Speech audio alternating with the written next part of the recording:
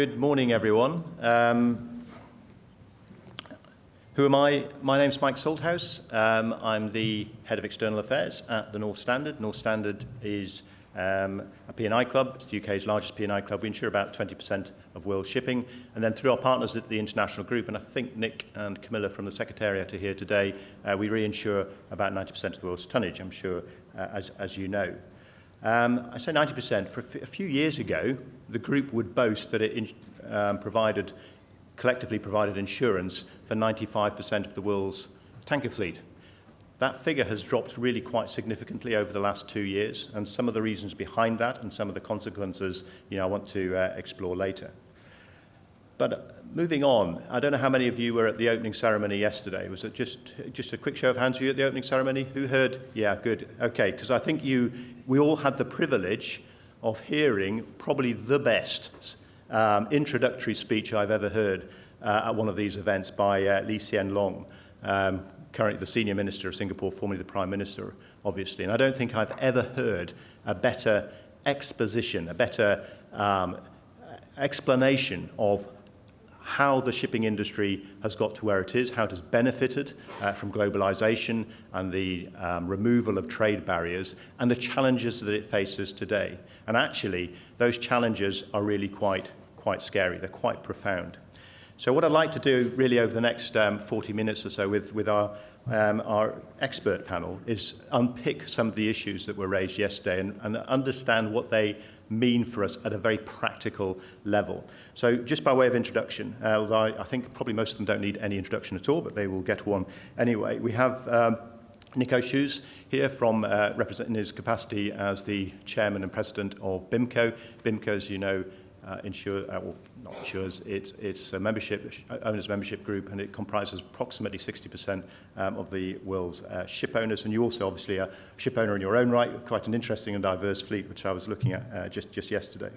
Next to him, we have Sotiris Raptis. Sotiris is the Secretary General of the European Community Shipowners Association. Obviously, a large block of ship owners and with quite a lot of interest in what's going on in the world. And then next to him we have Matt Kissin. Matt Kissin is the Singapore Managing Director for the Liberian Registry, and Liberia is the world's largest registry. I think it's something like, 245, 250 million GT on your books, so you speak with, I suppose, with them as your constituency. So what I'd like to do then really is dive straight in. And I think there is no better place probably to start than the developing, maturing, maybe not maturing, relationship between the world's two largest trading blocs. As people who facilitate trade, that is of acute interest to us. And we're talking, of course, about China and the United States. And I think the thing I'd like to start with is asking really how the panel expects, and Sotiris will probably start with you, how the panel expects the changing trade relationship between the US and China really to affect shipping. I mean, from your perspective, how do you see that? Looking, I suppose, at the use of tariffs, these are already coming in, and also the thing that's on everybody's minds, which is the United States Trade Representative's ongoing Section 301 investigation, which we're all very interested in seeing how that develops. So Sotiris, please, if you could start with that. Thank you, and good morning all. Good morning to all. As we speak, the hearing of the U.S. investigation is ongoing, and I would like to start with a short comment on that. We made our submission together with the International Chamber of Shipping yesterday to the U.S. investigation consultation on the proposed remedies. Mm-hmm. And we highlighted in our submission that the potential impact, the potential scope of the proposed remedies will cover around 80% of container ships, 44% of the bulk carriers, and 68% of car carriers. Our point is that we should have a discussion about shipbuilding, and we have seen a shift of the debate over the last 5 years to the security side, and part of it is shipbuilding in the US, shipbuilding in Europe. We have a similar discussion in Europe, how to support European shipbuilding. The real question is how. from our side, we don't oppose this discussion. I mean, we should probably have this discussion, how to support shipbuilding, and how to make shipbuilding more competitive in the US, in Europe, is part of also of the defense discussion. Yes. What we propose in our submission, and what we propose from our side as European ship owners to the European policymakers, is that we should take a step back and check why Europe and the US lost shipbuilding in the meantime. Is it the lack of advanced technology? Is it the labor costs? And how to become more competitive there? So from our side, the answer, there is a clear answer that we need, Europe and the US need to become more competitive in investing in advanced technologies. We've got this challenge of getting to net zero by 2050, which is an immense challenge. It will require immense investments, including in clean tech. Yeah. This should be part of this agenda. It's not about bridging the laboring costs. It's an economy of knowledge. And this is also in our submission and in ICS's submission. Yes. We shouldn't go down to the protectionist pathway. Instead, to invest in our advantages. It's interesting, isn't it? Because I think I'm certainly of a certain generation. I've been around probably longer than I care to remember now, but I came into this industry about 30 years ago, and my entire professional career has been about the reduction in trade barriers, free trade, growth of the industry, and actually society at large welcoming globalization. And we've thrived on that, haven't we? But I think the world has changed, hasn't it, really? And I think that's really came out quite strongly from the speech yesterday, that actually we are in uncharted territories. And the US is, I know, from a strategic military point of view, very concerned about the fact that, unlike in World War II, where they were pushing out a Liberty ship, one a day, today they simply don't have the industrial capacity to do that, and China does. And I think that's behind a lot of this. Matt, maybe just you first. Have you got any perspective from a registry's point of view? So I think one of the keys is that it's still a developing situation. It'll be interesting to see what are the scope of the measures and what are the final forms. It'll be good for shipping lawyers generally. I think there's going to be a lot of business for them. I think the previous speaker said it well in that while businesses like certainty and predictability, we need to be able at this point to embrace uncertainty. And speaking with different clients over the past couple of weeks, it seems like there's a lot of contingency planning for different scenarios. And I think maybe the contingency planning has been thinking about scenarios which previously would not have been thinkable. And the general theme seems to be, failing to prepare is preparing to fail. So I think the shipping industry as a whole has always been capable, COVID-19 being the most recent example of, one door closes, another one opens. And so I think there'll be some opportunities. Obviously, the other shoe is going to have to drop as well. So whatever the eventual policies that come out, you can expect there to be a reaction. But I think global shipping is always resilient, and there will always be a way to find some workarounds to make it work. And trade is not going to stop. Shipping is still going to be important. Do you know what percentage of your book is Chinese built? Do you have that idea? It's probably, reflects the global fleet average. It must be around about 50%, I would probably guess. Yeah. Nico, if we can come to you, I mean, you obviously represent ship owners. That's your job. You are a ship owner. And I know BIMCO obviously have also written a letter on the issue of the USTR. I'd be interested really what your perspective is. Just one thought beforehand. My history was in Greece. That was the market I was, as I sort of grew up in P&I, I was most familiar with. So I went out to our Greek ship owners. Mr. Sotiris is maybe something to reflect on as well. I was surprised.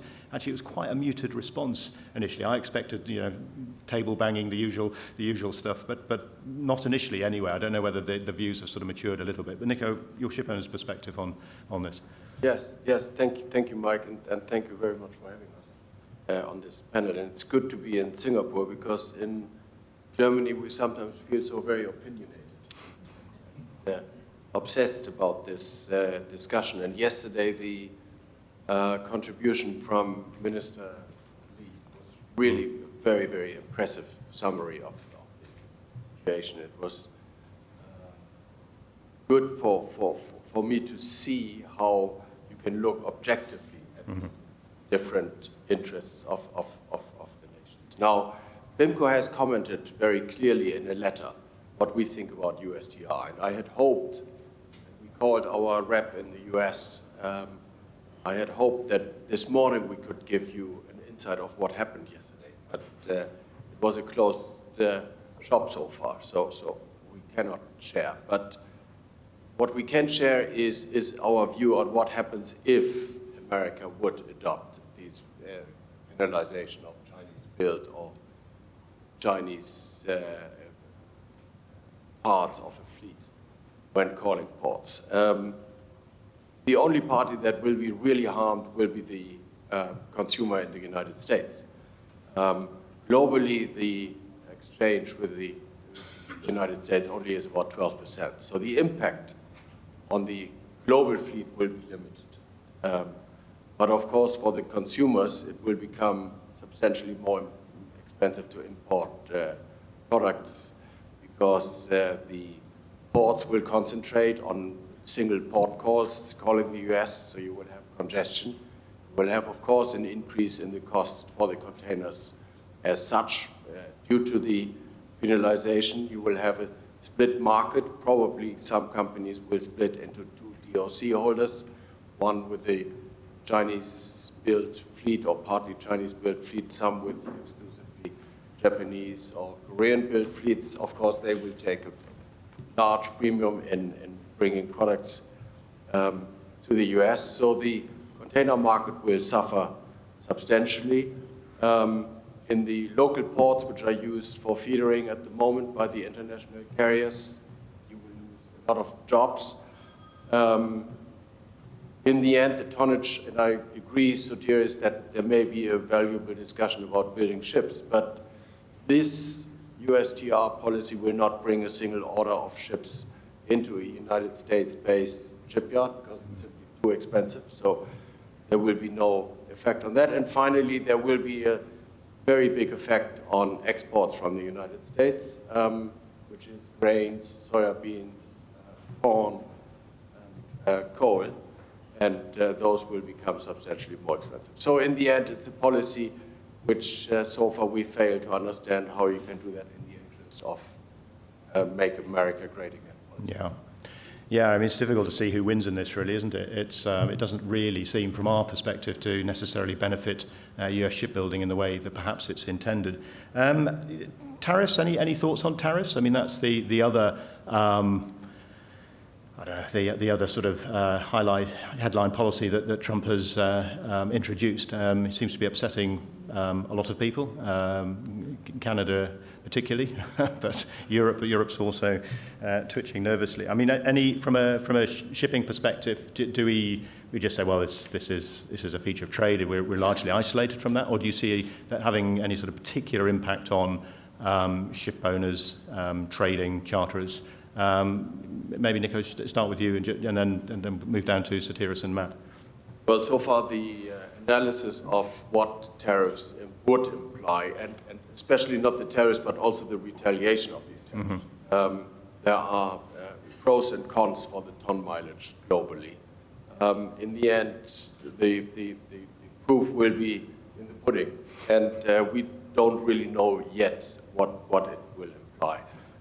Certainly tariffs will impact the container shipping markets more than the bulk markets, but also bulk markets may be affected both positively and negatively. For example, if Mexico, which is the largest importer of corn from the United States, has to buy these corns from Brazil, it means ton mileage. If China uses the cooking coal, which they import at the moment from the United States, if they use Mongolian coal or Siberian coal as a substitute, it means a very negative impact on ton mileage. So we don't really have a very clear view yet, but we can again only refer to Minister Lee yesterday, the aim of shipping is free trade and lowering tariffs and trying to avoid them not building them up.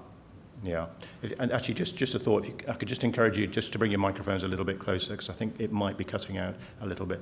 Sotiris, any perspective from European ship owners? We need to see first just a bit higher. the level of the tariffs. Yes. For instance, we had a meeting last week with Trade Commissioner of the EU. We're expecting now a new round of tariffs against the EU in April, and the EU is preparing retaliation tariffs of around 30 billion euros. Yeah. We need to measure what these tariffs are about. We need to see first. We have seen a lot of announcements, and then a delay of the tariffs, and then again a new announcement, a new delay. So we need to see what will happen at the end. I fully concur with Nico on of the shipbuilding. One interesting point of our submission is that the cost, the increased cost if you build ships in the US is 4 times higher. Yes. It's an immense cost. And this will be, of course, passed through to the consumers. The reason you don't see us banging the table is that, this hasn't started with this administration. It's an ongoing process. Yeah, very good the first time we made a submission to the US investigation was last May under the Biden administration. We have seen an overall shift to the security side and to repatriating industrial capacity to countries like the US or to the EU. And the thing is that we need to be part of this debate. We shouldn't end up in protectionist measures. From our side, what we propose is that let's have this discussion. The real question is how to support your national industry. Is the best way to just give taxpayers money in subsidies to bridge the labor costs, or to invest in clean tech, which also links you to the overall IMO targets to get net zero by 2050? This is the real question. The question is how to make this happen. It's interesting, isn't it? And Matt, I don't know if you've got anything to add, but just one observation on that is that if you're being generous, and I think we should be, in terms of the interpretation of how Trump's going about things, you would say he's a disruptor, and this is disruptive. But if it does prompt the sorts of conversations that you're having, or that the issue on the points that you're raising there, actually, is that necessarily a bad thing? Matt, anything before we move on to the next area, which is our friends in Russia? Any final thoughts on that? Well, I'm Canadian, so the tariffs that are applied in the past few weeks have changed on a daily basis, right? And to Sotiris' point, in these conferences, whether it's decarbonization or now these issues, we talk about collaboration, discussion. I'm not sure if it's really a discussion. So, I think right now there's a lot of self-interest, and the policy is pro-tariffs. We'll see in terms of the reality how that shakes out and if that's a positive policy for the economy. But right now discussion is maybe at a low point. I mean, one last point on USTR. I suppose we did expect things to have sort of progressed overnight, and perhaps the fact that they haven't means that there is a little bit more consideration of some of the points that you gentlemen have been raising. Okay, Nico, I'm going to come to you just on sanctions. We obviously had a chat a little bit beforehand, and we're looking now really at Russia. This is the other big thing that's going on. Obviously, we've had very direct intervention in trade. Russian oil was a significant cargo that was being carried from Russia to Europe. That all changed.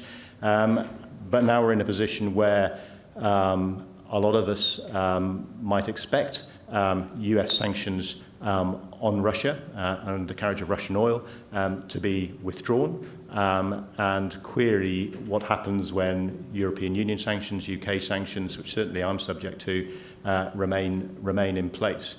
Any thoughts on that from the ship owner's perspective? Yes, thank you.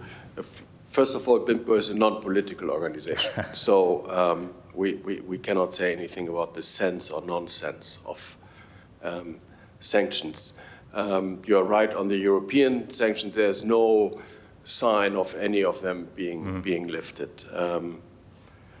And we face a lot of uncertainty with policy coming from Washington. I personally remain unwilling to believe that the policy coming from Washington is without a larger, some type of plan.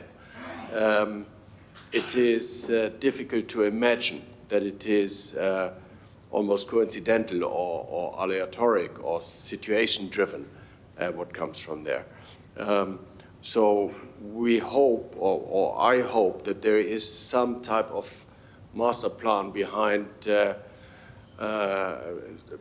finding an agreement on Ukraine in view of relationship to Iran, in view of relationships to China. Looking only at Russia, US, relaxation would not mean a lot for shipping because there has been very little trade between these two nations before the sanctions began, so that will not change with regards to ton mileage requirements.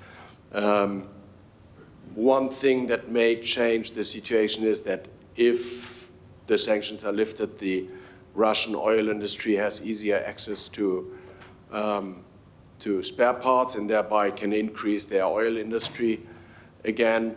That would add a little, but looking at what OPEC is increasing, this will probably not change too much itself.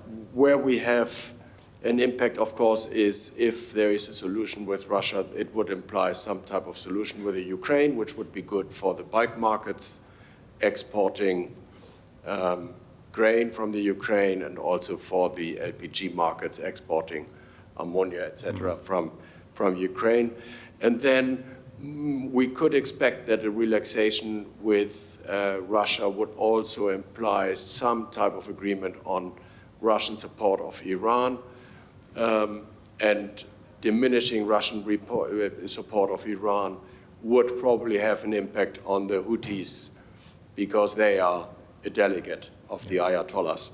So that may be good for a relaxation of the situation in the Red Sea. And what that means for container shipping, we all know. So there are indirect implications for the Russian-American relaxation. But I don't know whether it will come. We are non-political. It's very difficult, isn't it, to know what's coming. I think I was in conversation it was as an excellent forum in Europe, which is essentially insurers and reinsurers, which is headed up by Bob Walsh from AXA, and he'd brought in a former member of the State Department to talk about this. And first thing that came across was just how almost upset that particular former civil servant was at the way in which existing relationships were being, I don't know, changed. But then the other point, a response to the point I made was, well, look, even if a large part of the deal that may be done with Russia is the withdrawal of Russian sanctions by the US, what effect will that have?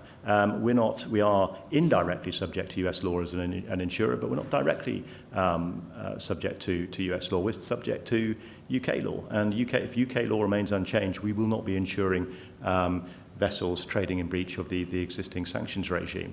Why is that important? Well, as I said, we still reinsure 90 or so % of the world's tonnage. So what can Trump actually deliver, perhaps on some of the things that he may be promising? Is he aware of these particular subtleties? Sotiris, any perspective from European ship owners?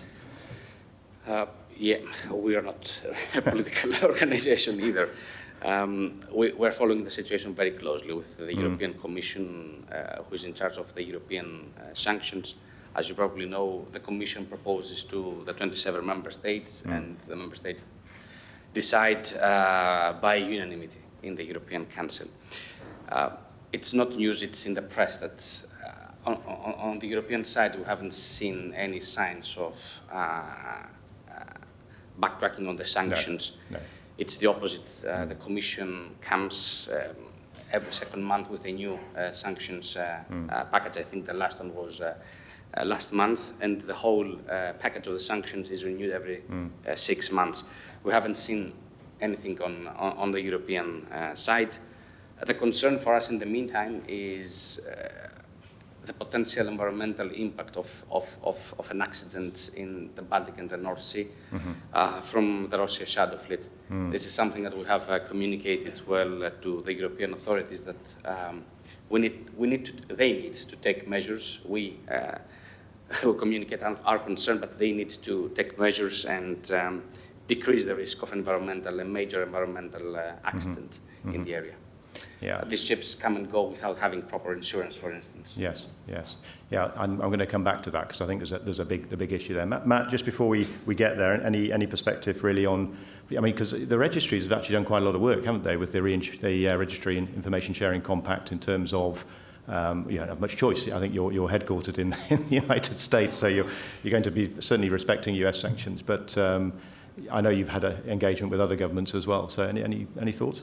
Yeah, well, I mean, not just being US-based, I think US sanctions for everyone that's involved in global trade is a big concern. So first of all, I mean, the sanctions are still there on the US side. They're supposed to be gone in 24 hours, but we're still there. And as a registry, there's been a lot more pressure and focus, in part because of the dark fleet, on the responsibility of registries. So for us, it's US sanctions, EU sanctions, and UK sanctions that we're doing compliance with. We have no dark fleet vessels, so it's not something that we are sponsoring. And as you mentioned, we have the Registry Information Sharing Compact, which is a group of registries. It's a data information sharing tool to avoid flag hopping for ships which might be involved in sanctioned behavior or suspicious behavior. So that's been one way in which we're trying to contribute to maritime safety and the environment, because as Sotiris mentioned, that's the big risk of having these dark fleets going around. But, Yeah, interesting. Well, let's get to the shadow fleet then, or parallel fleet, as I think certainly Nico and I prefer to call it. It's a much better description, isn't it? I suppose what I want to ask there is sort of picking up on the points you've just been discussing. The consequence of sanctions has been, businesses like ours.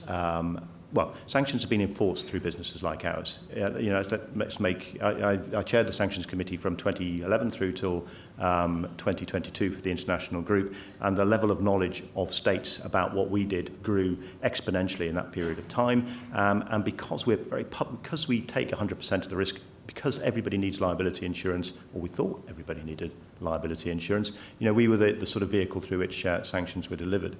But of course, what we've seen is, because these are unilateral, not multilateral sanctions, we've seen a repositioning of quite a significant chunk of shipping so that they no longer access EU G7 coalition services, and they may not access services at all. That's the concern. We don't necessarily know that, but that is the concern. But I'm wondering really, let me just speak for Gigo, because when we were chatting beforehand, I know Gigo had the view that actually, as soon as you remove sanctions, this fleet will disappear, whereas others might have the view, no, we've created something of a monster here which is not going to go away. And I say a monster because there are legitimate concerns about whether some of these ships coming through quite sensitive waterways actually have insurance. And that includes, of course, out to this part of the world, because a lot of these cargoes are trading out to Asia. Maybe, Sotiris, you raised it first, so we'll start with you. You didn't hear Gigo speak, unfortunately, but I'm just wondering if you agree with the point that if sanctions go, the fleet will go, or do you think more is needed by governments to correct the monster that has been created?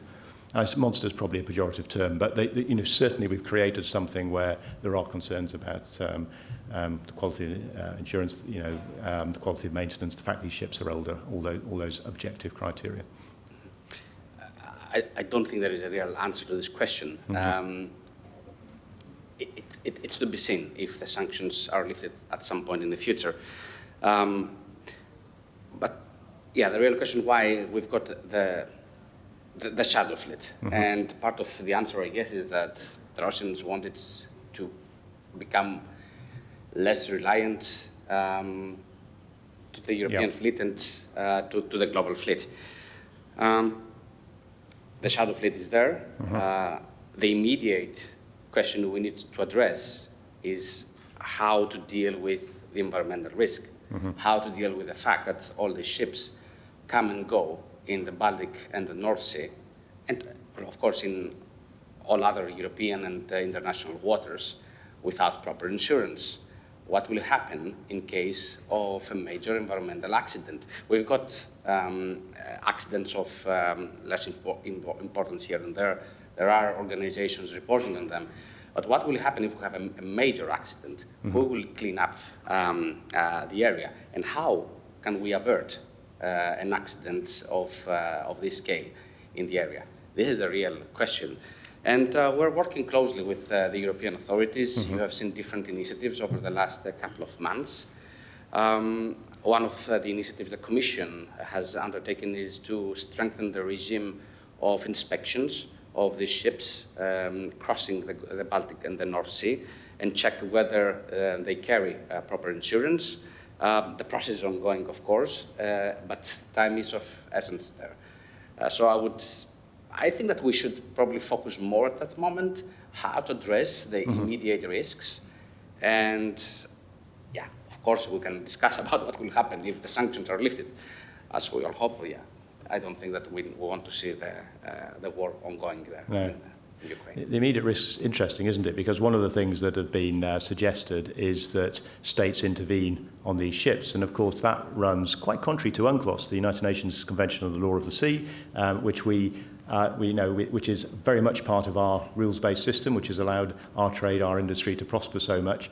The fact is these ships can trade. They don't necessarily have to have insurance if they're trading out of the Baltic, not going into territorial waters or exercising a right of free passage through a strait. Nico, from BIMCO's point of view, you have a view, I think, on this, and you agree with my definition. The parallel fleet, I think, is a better way to describe it, isn't it? Well, thank you, Mike, for saying that. It's a good advice to a panelist not to contradict too much with the moderator.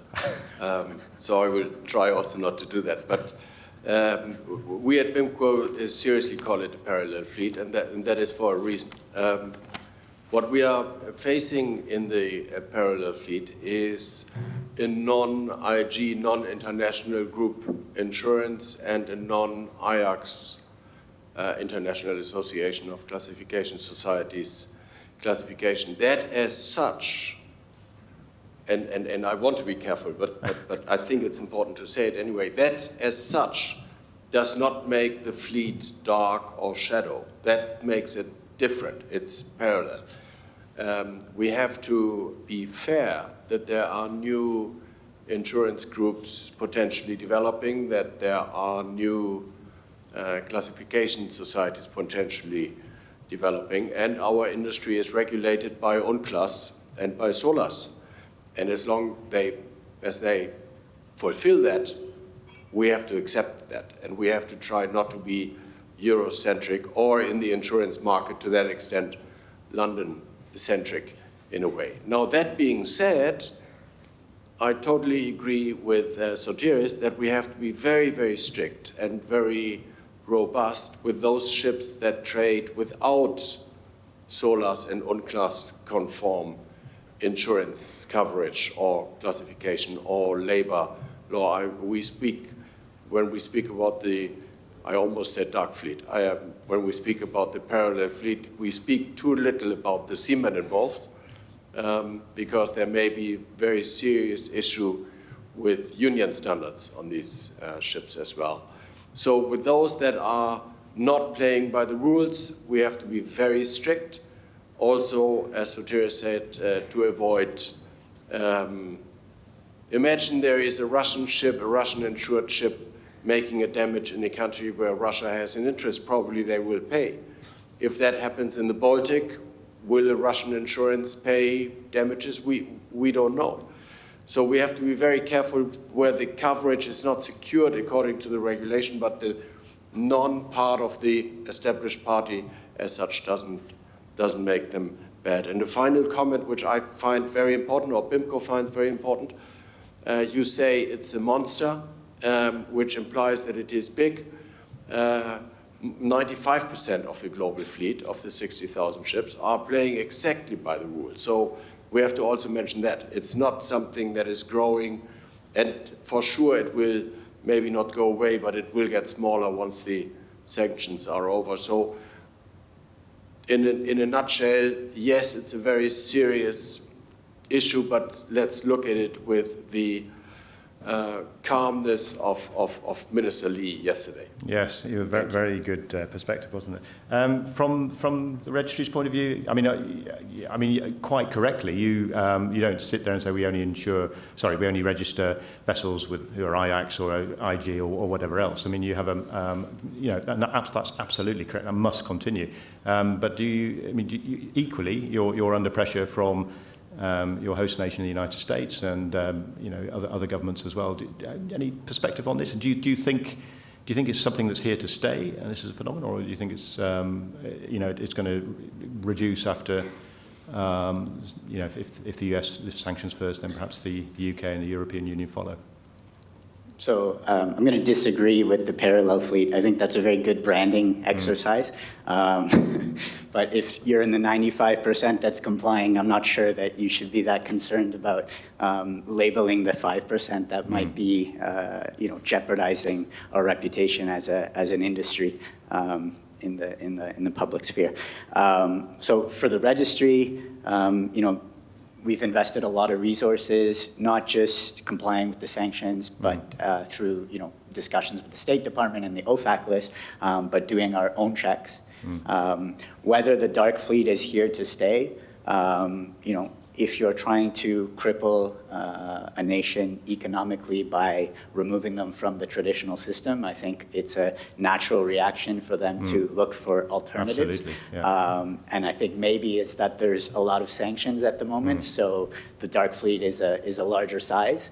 So we would hope that if we're able to resolve some of the conflicts, then the scale of the dark fleet decreases, and therefore the risk to maritime safety and the environment will also shrink. Okay, interesting. Yeah. Okay, we've got 2 minutes, 31 seconds left. I'm just interested, obviously some very interesting thoughts here. If anybody has any questions from the audience, do you want to wave your hands? Otherwise, I've still got some things I want to talk to the panel about. So I don't immediately see anybody waving their hands. But if anybody does, do think about it now. So the last thing then, really, we've got a very short period of time to think really about Iran. And the way I'm going to phrase this, any concerns. And I say that, and I put this into context. At the height of Trump-era sanctions last time, we had, I think, about 300,000 barrels per day coming out of Iran. That was the impact of his last maximum pressure campaign. Today, I suspect that's probably about 1.5 million tons, and that is finding its way onto some of our ships. Ships we insure, unbeknown, responsible ship owners are finding that. Is this of concern? Any thoughts on how Trump 2.0 and Iran might shape up? Maybe a very, very quick comment from each of you. You're nodding, Matt, so I'm going to pick on you. This is the question that you gave to me to prepare for. So, I think the American policy on Iran has been fairly consistent throughout the different administrations. So basically sanctions and military deterrence in terms of curbing Iran's influence in the region. I think you have to ask yourself, what is the priority? Where does it stand in foreign policy priorities for the United States, given two factors? One, the U.S. being a net exporter of oil and gas, and second, strong domestic production, dovetailing well with the Trump administration's policy of reindustrialization, particularly for economic and national security interests. In terms of the impact on shipping, I think conventional wisdom is if there were to be a deal with Iran, you'd have increased oil production, so lower oil prices, maybe increased tanker demand, reopening of the Red Sea. If you subscribe to also the conventional wisdom that there's a link between Iran and the Houthis, and then also to the last point, is reduction in dark fleet. So Yeah. very concerned. It's obviously a hot area, but as with everything, would be good if we can Yeah. find a resolution and take it off the list of geopolitics panels. Time is up. 1 second, but any very quick closing comments? Nico, Sotiris? Thank you very much. I think the pressure on Iran is good. They denied to have a nuclear program. Probably anybody who believes that also believes in Santa Claus. And I would think keeping the pressure on is good advice. Sotiris? Not a comment on Iran, but I would like to close. Yes. Yeah. Yeah, go on. By saying that since our debate is about the geopolitics, that we shouldn't forget about the energy transition. Yes. It's part of the shift we have seen in our industry, and we are following closely, and we are really hopeful that the IMO will deliver meaningful measures next month to implement a very ambitious greenhouse gas reduction strategy. Yeah, let's hope so. Look, ladies and gentlemen, fascinating. This is probably the first opportunity to sort of unpick these issues following a lot of what's been going on in the world. So I'm really grateful to all of you for your insight. The panel, please, ladies and gentlemen.